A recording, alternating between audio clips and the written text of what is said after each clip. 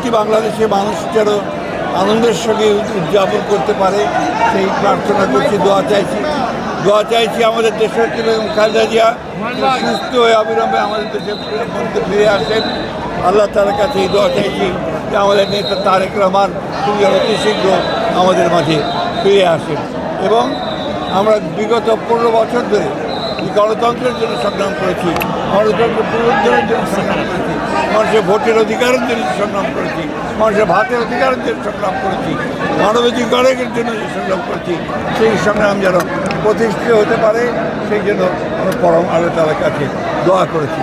আজকের এই দিনে আমরা আশা করব যে যে দায়িত্ব নিয়েছে সে দায়িত্ব সবাই সফল হবেন এবং বিশেষ করে অন্তর্বর্তীকালীন সরকার জনগণের কাছে তাদের যে প্রতিশ্রুতি সেই প্রতিশ্রুতি তারা পালন করবেন।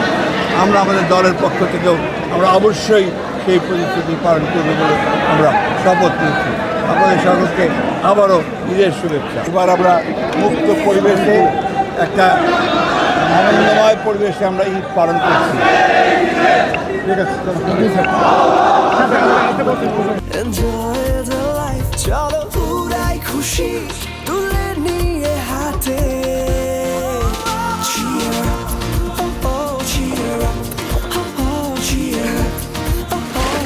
চিল হবে রিফ্রেশিং মুডে। চিয়ার আপ, চলো উড়াই খুশি।